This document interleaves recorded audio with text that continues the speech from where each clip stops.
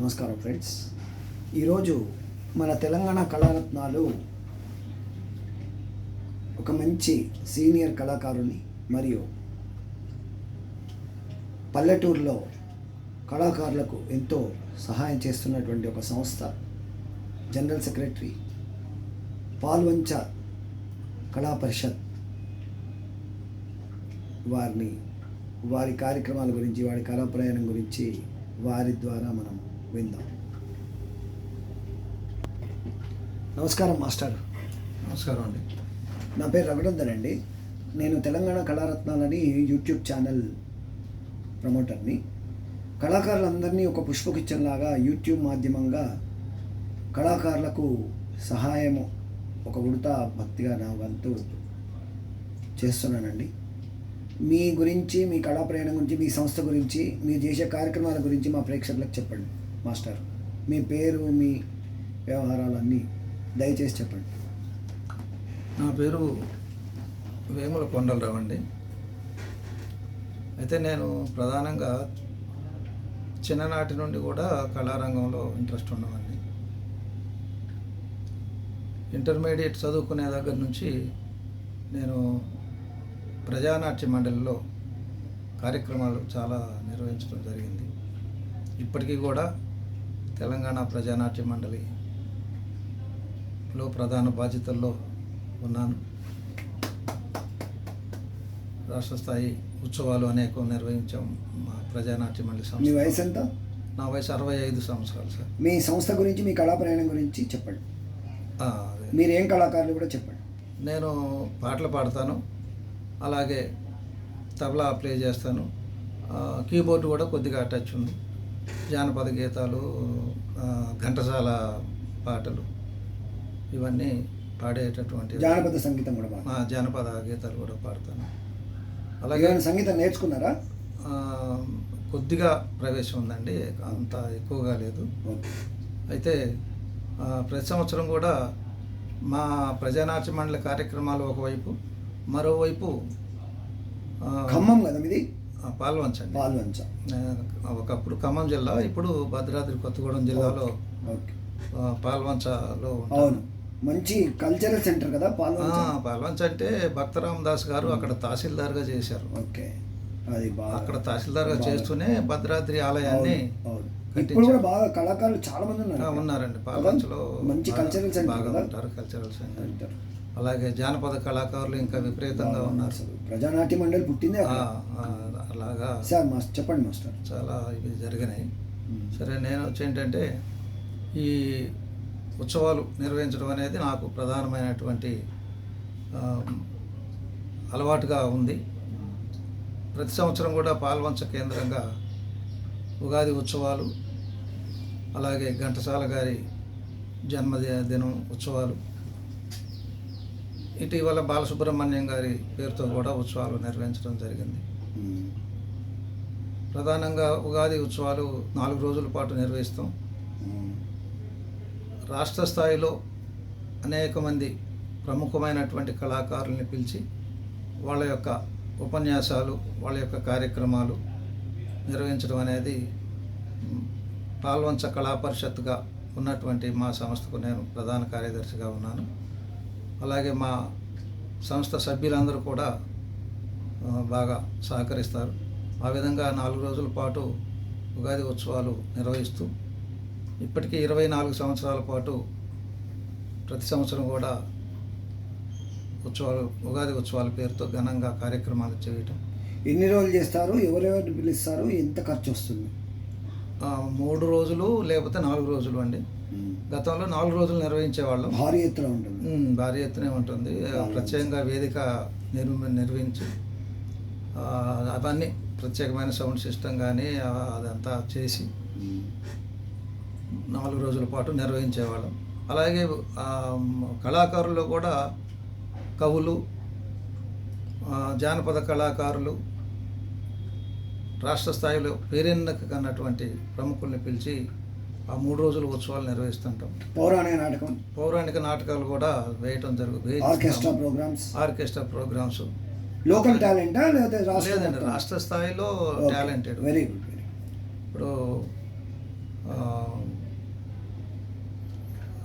తెలుగు రాష్ట్రాల్లో శ్రీకాకుళం, విజయనగరం జిల్లాల్లో సత్యహరిశ్చంద్ర నాటకం ప్రముఖంగా ఉంటుంది. అవును, ఆ కళాకారులతో కూడా ప్రోగ్రాంలు చేయిస్తాం.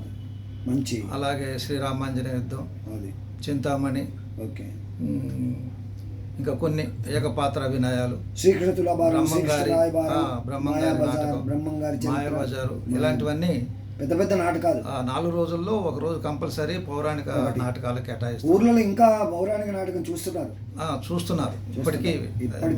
దానికి కూడా దాని మీద మోజు ఉంది, కృషి చేస్తున్నాం, ప్రేక్షకుల కోసం చేయాలి. అయితే అది తూర్పుగోదావరి అటు కోస్తా జిల్లాల్లో ఎక్కువ ఇప్పుడు అది నడుస్తూ ఉంది. ఈ నాటకాలకు వచ్చేసరికి మన దగ్గర తక్కువ ఉంటుంది, సాంఘిక నాటకాలు ఎక్కువ. అందువల్ల దాన్ని సాంఘిక నాటకాలను కూడా మనం ఎక్కువ ప్రోత్సహించాల్సిన అవసరం ఉంది మన తెలంగాణకు వచ్చేసరికి. ఆ విధంగా ప్రతి సంవత్సరం కూడా 3 రోజులు 4 రోజులు నిర్వహిస్తామండి. అందులో భాగంగా ఒక ముఖ్యమైన విషయం ఏంటంటే, ఒకే రోజు 2 పద్మశ్రీలని మా వేదిక మీద సన్మానించడం జరిగింది. ఎవరెవరు?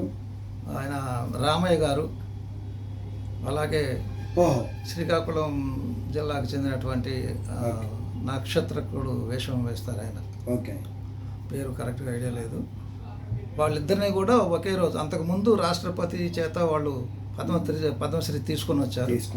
ఇంకొక 4-5 రోజుల్లో 5వ రోజు మా దగ్గర కళా పరిషత్ వేదిక మీద 2 పద్మశ్రీలని సన్మానించడం అనేది ఒక మంచి కార్యక్రమంగా మాకు కూడా అనిపించింది అన్నమాట. మంచి గుడ్ విల్ ఉంది మీ సంస్థ. ఆ విధంగా చాలామంది ప్రముఖులు, మన అందశ్రీ గారు కానీ, గోరేటి వెంకన్న గారు, జయరాజు గారు, అలాగే దేశపతి శ్రీనివాస్ గారు, ఇలాంటి ప్రముఖులందరినీ ప్రతి సంవత్సరం ఒకళ్ళని పిలిచి వాళ్ళ చేత కార్యక్రమం చేయించి. చెప్పండి, అదే మీ సంస్థ గురించి చెప్తున్నారు. అందశ్రీ గారు వాళ్ళందరినీ పిలిచారన్నారు కదా, ఇలాంటి వాళ్ళను పిలిచారు. రాష్ట్ర స్థాయిలో ఎంతో ప్రాముఖ్యమైనటువంటి ప్రముఖులైన కళాకారులను పిలిచి సన్మానించడం, వారి చేత ఉపన్యాసాలు. మీరు సరే మీ సంస్థ గురించి చెప్పారు, బాగుంది. మీకేమైనా టీం ఉందా మీ సంస్థకు? మాకు నిర్వహించే టీం అంటూ లేదండి. మీ వాళ్ళు ఆర్టిస్టులు ఉన్నారా మీ దాంట్లో? ఆర్టిస్టులుగా 1-2-3 ఉంటారు, కానీ ఎంతమంది ఉంటారు మీ సభ్యులు? 10 మంది ఉంటారు. 10 మంది 10 మంది కమిటీ సభ్యులు ఉంటారు. అందులో హరిశ్చంద్రుడు వేసే కళాకారుడు ఒక ఆయన ఉన్నారు, వీరబాగుడు వేసే ఒక అతను ఉన్నారు. మిగతా వాళ్ళు డాక్టర్స్ ప్రముఖంగా ఉంటారు మా దగ్గర. డాక్టర్స్ వాళ్ళ సహకారం ప్రధానంగా ఉంటుంది. ఇది ఆర్థిక సాయంతో వాళ్ళే చేస్తారు. వాళ్ళు చేస్తారు. మేము మిగతా దాతల నుంచి కూడా చేస్తాము. ఏదైనా 3 లక్షల పైన ఖర్చు వస్తుంది. అబ్బా, అది ఒక ప్రధానమైనటువంటి ఉత్సవంగా నిర్వహిస్తూ ప్రతి సంవత్సరం మాకు ఖమ్మం, భద్రాద్రి జిల్లాల్లో ఈ ఉగాది ఉత్సవాలు అంటే పాల్వంచే అనేది కళాకారులు చెప్పుకుంటారు. పాల్వంచ కళాకారులు చూస్తే అక్కడ చూడాలన్నట్లుగా. Very good. ఆ విధంగా కంగ్రాచులేషన్స్ అండి, బాగా మంచి, మీకు అభినందనలు. మీరు ఎక్కడెక్కడ ప్రోగ్రామ్స్ ఇచ్చారు? నేను కొన్ని సంగీత విభావరి కార్యక్రమాలు నిర్వహించానండి. ఓకే, విశాఖపట్నంలో కూడా చేసాము, స్టీల్ ప్లాంట్లో. ఓకే, అలాగే మిగతా అన్ని జిల్లాల్లో చేస్తూ ఉండేవాళ్ళు. చెప్పండి మాస్టర్. అది మీరు విశాఖపట్నం స్టీల్ ప్లాంట్లో ప్రోగ్రామ్ చేశారు? స్టీల్ ప్లాంట్లో చేసాము. అలాగే ఎక్కడెక్కడ చేశారు? ఇంకా అవన్నీ సంగీత విభావాలు కాబట్టి పెద్ద ఫేమస్ ఏం కావాలి, చెప్పాల్సింది ఏమి ఉండదు. తర్వాత ఏంటంటే, ఇప్పుడు ఉండే యూత్కి ఏం చెప్తారు? కళారూపాలు ఇంకా బ్రతకాలి అంటే, జీవనోపాధి పెరగాలంటే ఏం చేయాలి? వాస్తవంగా ఇప్పుడు మీ జీవనోపాధి ఎలా ఉంది? ఉందా మీకు? ఉందా జీవనోపాధి? బాగానే ఉందా? ఊర్లలో బాగుందా? నాకు పర్సనల్గా అంటే ప్రాబ్లం లేదండి.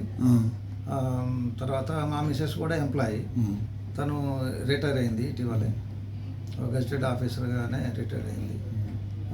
పిల్లలు 2 పిల్లలు ఇంజనీరింగ్ చదివారు, అలాగే పెళ్ళిళ్ళై వాళ్ళు కూడా ఉద్యోగాలు చేసుకుంటున్నారు. నేను అనేది కళారూపకంగా జీవనోపాధి ఎలా ఉంది, ఊర్లలో ఎలా ఉంది? నేను డబ్బు కోసం కళారూపం ప్రదర్శించే పద్ధతి కాదు, మీది కాదు. మీరు యాజ్ ఏ కళాకారులకు ఎలా ఉండాలి, ఏం చేయాలి? కళాకారులకు ఆదరణ ఉందండి, బాగానే ఉందా? బాగానే ఉంది. ఓకే, అయితే పూర్తిగా దీని మీద ఆధారపడి దాంతో చదువుకుంటూ ఉద్యోగం చేసుకుంటూ ఈ పని చేయాలి. దీని ఒక నెక్స్ట్ సెకండరీ పెట్టుకోవాలి. దీంట్లోనే జీవించవచ్చు, దీంట్లో ఏదైనా చేయవచ్చు లేదు. అంటే అది చాలా ఇబ్బంది, చాలా కళాకారులు. ఇబ్బంది కదా. అది సాధ్యమే. ఇప్పుడు ఉండే యూత్కి ఏం చెప్తారు? యూత్ అంటే ఇప్పుడు ఉండే యూత్ మరి దేశభక్తికి సంబంధించినటువంటి కార్యక్రమాల్లో పాల్గొవాలండి. ప్రధానంగా ప్రజల్ని చైతన్యవంతం చేసే కార్యక్రమాలు చేయాలి. అది మరి దేశ కళారూపాలు కూడా నేర్చుకోవాలి. అలాంటి కళారూపాలు నేర్చుకొని గ్రామాల్లోకి పోయి ప్రజలకు తెలియజేసి చైతన్యపరచడం అనేది ఒక ప్రధానమైన వృత్తిగా ఉండాలి. సరే, ప్రధానంగా ఇవాళ జీవనాధారమైంది కనుక ఉద్యోగాలు, ఇంజనీరింగ్ ఏదో వేరే వేరే చదువుకొని ఉద్యోగాలు చేసుకుంటూ దీని లోపల రెండో ప్రవేశం ఉండాలి. అలాంటి వాళ్ళకు ఎక్కువ అవకాశం ఉంటుంది, కానీ అది ఆ దారిలోకి రావట్లేదు. అట్లా సెటిల్ అయిన వాళ్ళు కూడా ఈ కళారంగంలోకి రావట్లేదు. రాకపోగా ప్రోత్సహించడం కూడా లేదు.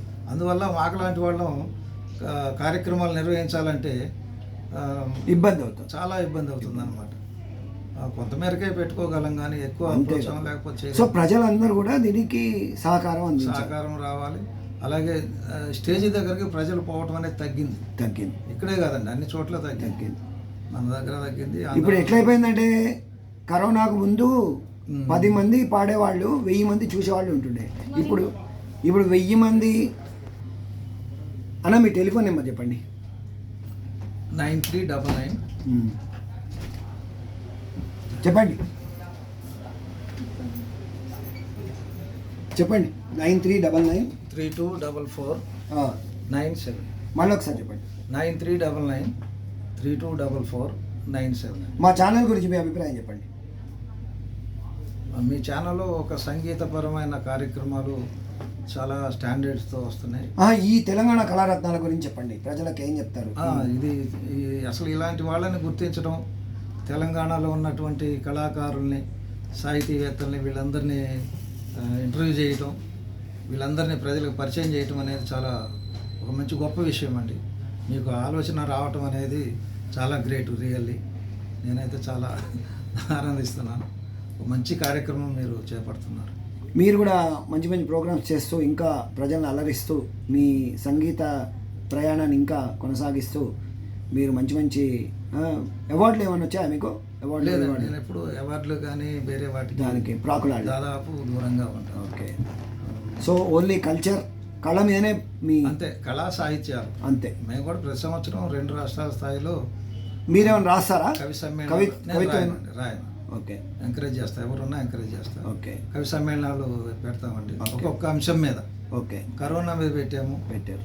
అలాగే వ్యవస్థల మీద ఓకే ఏవి అవసరమో వాటన్నిటిని తీసుకొని అవి సబ్జెక్టులుగా ఇస్తే కవులు బాగా స్పందిస్తున్నారు. మీరు ఇలాగే మీ ఉగాది ఉత్సవాలను పాల్వంచలో ఇంకా ద్విగుణీకృత ఉత్సాహంతో బాగా చేయాలని మా తెలంగాణ కళారత్నాలు కోరుకుంటుంది.